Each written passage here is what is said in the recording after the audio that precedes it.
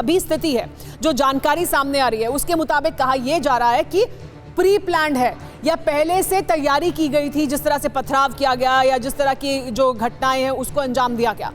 अगर ये pre planned हिंसा थी तो फिर प्रशासन और पुलिस का प्लान क्या था? क्या वो प्लान आपको दिखाई देता है?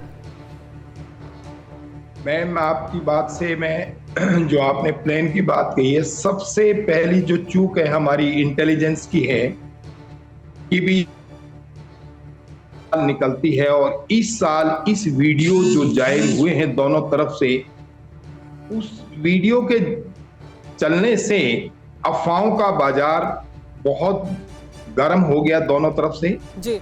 और प्रशासन की जो मुस्तैदी थी और खासकर इंटेलिजेंस ब्रांच की जो मुस्तैदी थी, उसमें बड़ी भारी कमजोरी रही कि उन्होंने इनको चारों तरफ से इस सिस्टम को क्यों नहीं पहचाना कि भी आगे क्या क्या होने वाली घटनाएं हो सकती है। नंबर 1। नंबर 2, दूसरा फेलियर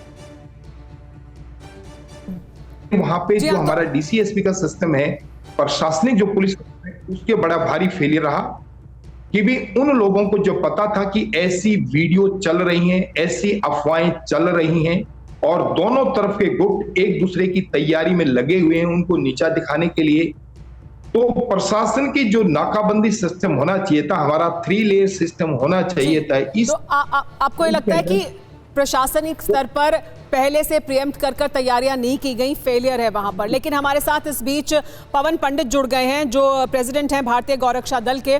पवन पंडित जी, लेकिन ये जो सब हालात पैदा हुए हैं, ये जो यात्रा है, ये बहुत सालों से निकाली जाती है, कभी इस तरह की हिंसा नहीं हुई। ये हिंसा क्यों हुई? ये नफरत कौन फैला रहा है कि इस हद तक नौबत आ जाए कि सालों से जो यात्रा चल रही थी, कभी हिंसा नहीं हुई, उस यात्रा के दौरान इतनी हिंसा हो? हाँ, इसके पीछे हमें ये समझना पड़ेगा कि जो मेवात सिर्फ एक नहीं है और मेवात आज नहीं बना है। और ये आपकी बात सही है कि यात्रा पहले से होती आ रही थी, लेकिन जो एक इंटरनल यात्रा हो रही है हमारे पॉलिटिकल सिस्टम की, तुष्टीकरण से कट्टरता की यात्रा, इस यात्रा का ये परिणाम है एक तरीके से जो आज हमें देखने को मिल रहा है। नहीं तो एक चीज समझने की जरूरत है कि जहां भी विशेष समुदाय इतनी बड़ी पॉपुलेशन में है, उसको भी वहां तकलीफ है कि दूसरा कोई अपनी कोई धार्मिक प्रैक्टिस भी ना कर सके।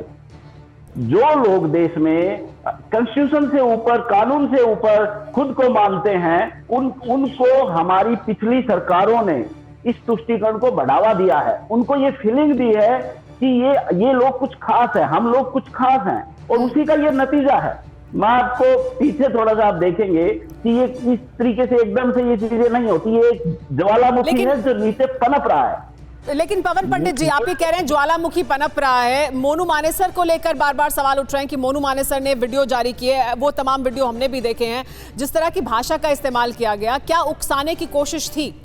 जाहिर सी बात है, जो हुआ है उसे कोई जस्टिफाई नहीं कर सकता और उस पर सख्त कार्रवाई होनी चाहिए, सब दोषियों को पकड़ा जाना चाहिए, सख्त कार्रवाई होनी चाहिए। लेकिन जो वीडियो जारी किए गए, क्या वो सही है समाज के लिए? देखिए, मैं यहाँ पे किसी पर्टिकुलर व्यक्ति या किसी लेवल पे एक वॉलंटियर कोई एक्टिविटी कर रहा है, वो सही है गलत है, और वो वायलेंस को कोई भी आदमी सभ्य समाज में मतलब सपोर्ट नहीं करना चाहेगा, नहीं करना चाहिए, और इसको कंडेम करना चाहिए और सरकारों को, कानून को, प्रशासन को कार्रवाई करना चाहिए। लेकिन ये सिर्फ एक वीडियो या उसने वीडियो फैला दिया उससे ये घटनाएं नहीं है। इसके पीछे हम यही गलती करते हैं कि अभी जो भी आपके पैनलिस्ट हैं वो कह रहे हैं कि इसका फेलियर है, उसका फेलियर है, हम यहाँ चूक करते हैं। मैं आपका ध्यान दिलाना चाहूंगा, हामिद अंसारी कौन थे? इतने बड़े कॉन्स्टिट्यूशन पद पर बैठे हुए जो आदमी सैल्यूट को अवॉइड करता है, किस लिए? जो आदमी देश के फ्लैग को, देश के, बात सुनिए मेरी कंप्लीट होने, मैं आपके पॉइंट पे ही आ रहा हूं, उसको अवॉइड क्यों कर रहा है? क्योंकि वो अपने रिलीजन को सुप्रीम मान रहा है।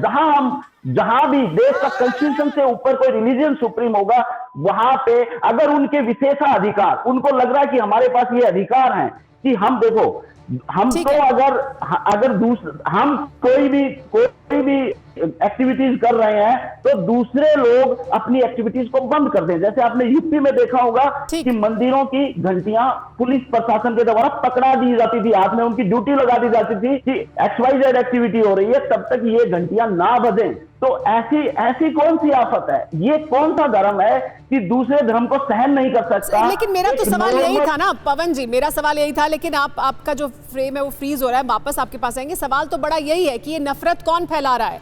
सालों से समाज में अगर सब साथ रहते थे तो ये अब हिंसा की घटनाएं क्यों बढ़ रही हैं? क्यों ऐसी नौबत आ रही है कि ये एक दूसरे को बर्दाश्त नहीं कर रहे लोग, या वहां जहां सालों से शोभा यात्रा निकल रही थी वहां इस तरह का पथराव होता है और इस तरह की तस्वीरें सामने आती हैं जहां लोगों की मौत हो जाती है, 5 लोगों की जान चली जाती है।